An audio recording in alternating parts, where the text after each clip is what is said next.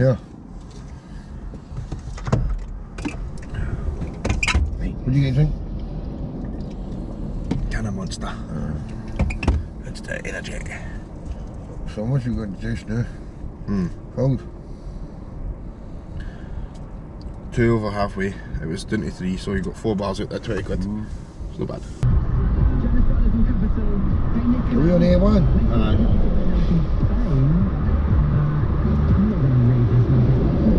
Fucking hell, moving. Isn't it? 7 miles an hour, mate. I'm sitting on moving, isn't it?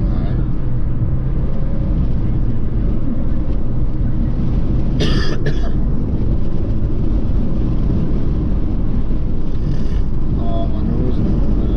It's away again.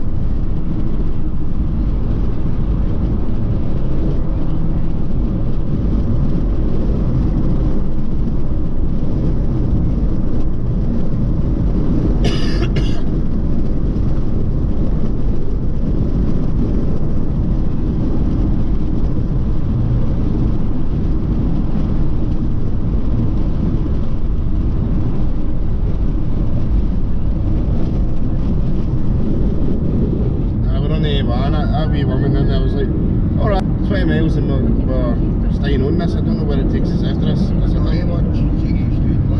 what you said the last time we came out through Doncaster. Yeah, we didn't even want to name one more. We went through 2 other. 2 wee. Just the one. Just that one, that was it. Aye. Not as good as the trip in Scotland. No, that wee Penrith, whatever it was, village is the best. Don't get villages like that inside, man. What are you talking about? Try another road, friend. Maybe.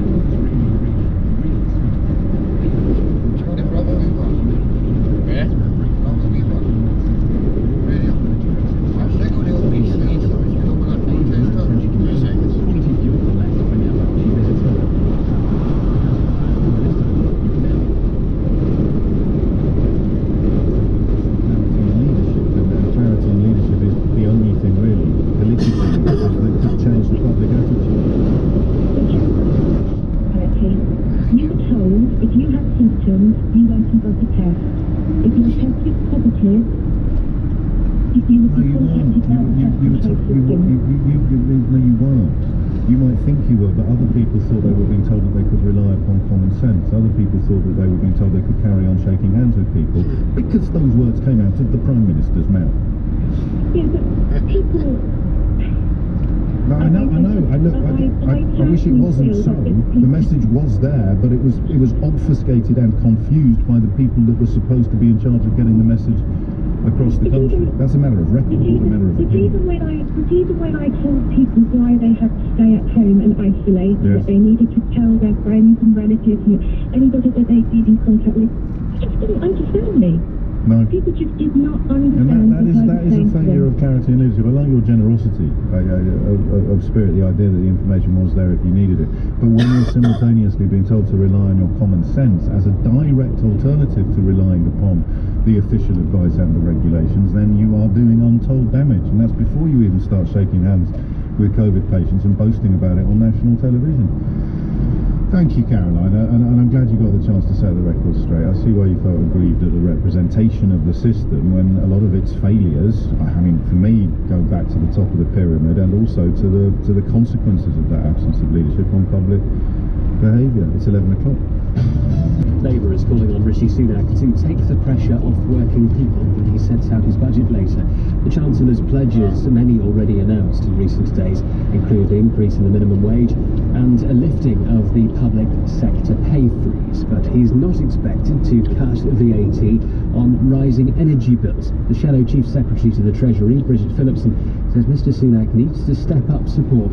We've talked about increasing the minimum wage, but what they give with one hand, they take with the other, because for an average worker who's also receiving universal credit, that's not going to be worse off because of that big cut that we've seen to universal credit.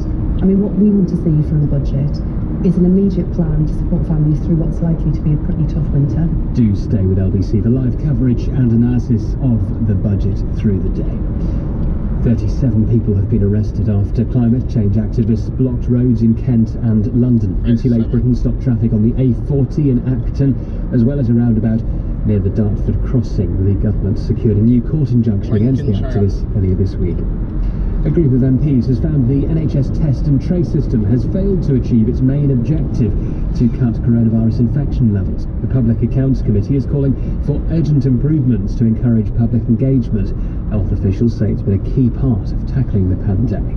But the committee's chair, Dame Meg Hillier, says the system has fallen short. Test and trace was allocated £37 billion, which is eye-watering sums of money. If you look at the normal NHS budget, that's 150 billion in a year, so that puts it into scale. It promised it would achieve a lot. It promised it would prevent chains of transmission, it would stop lockdowns. In fact, we saw 2 further lockdowns. Senators in Brazil have recommended President Jair Bolsonaro face criminal indictments over his handling of the pandemic. The findings, calling for charges including crimes against humanity, will now be sent to the country's chief prosecutor for a final decision. Brazil has recorded more than 600,000 coronavirus deaths, second only to the US. In the city a short time ago, the FTSE 100 was down 22 at 72.54. The pound buys €1.18 and $1.37. And the weather: rain in southern Scotland, northern England and parts of North Wales and Northern Ireland. Mostly dry further south but windy.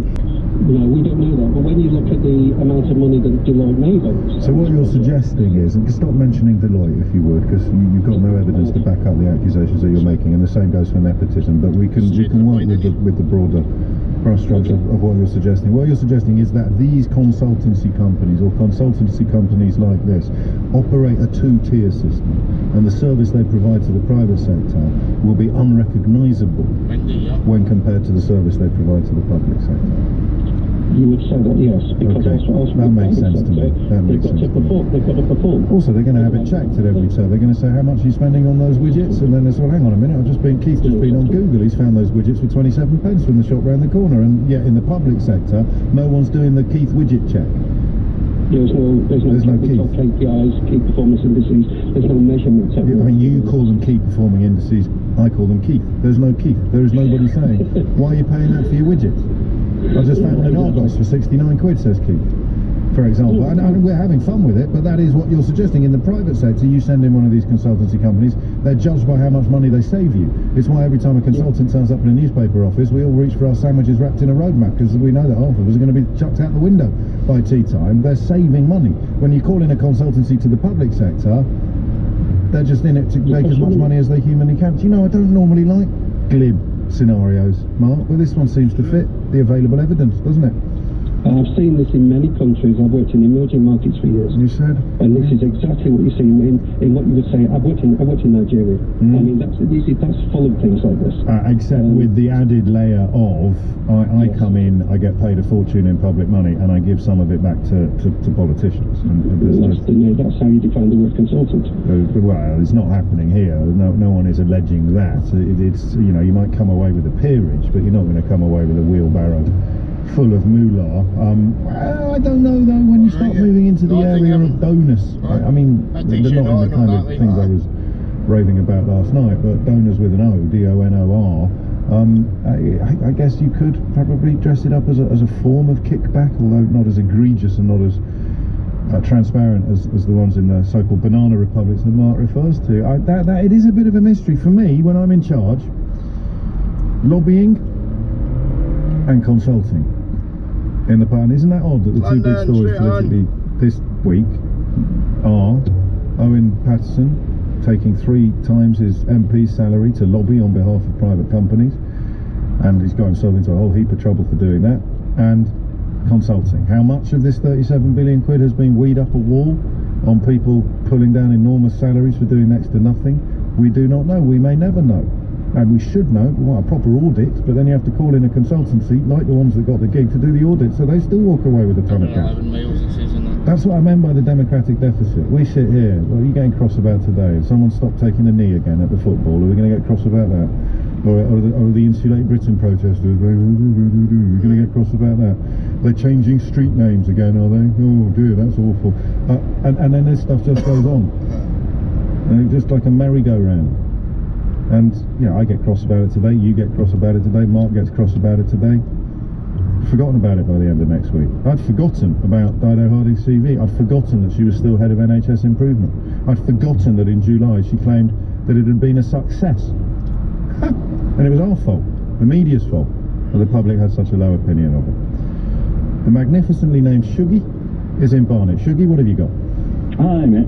I'd like to say that the whole thing is sadly founded on that sad triumvirate of greed, nepotism and corruption. I've got direct experience of this. I worked on a large civil engineering project. Don't libel anyone. No. I'm not going to tell you who they were. I'm not going to tell you who they were. Good. And although there were like 3 levels of management, so that you know, CEO, chairman and others, yeah, and I can't be specific, but there were 3 changes of CEO, 3 changes of chairman over the 6 years I was there, primarily because everyone who was involved thought they were going to get a knighthood or some sort of gong out of it. That's the difference between a wheelbarrow full of cash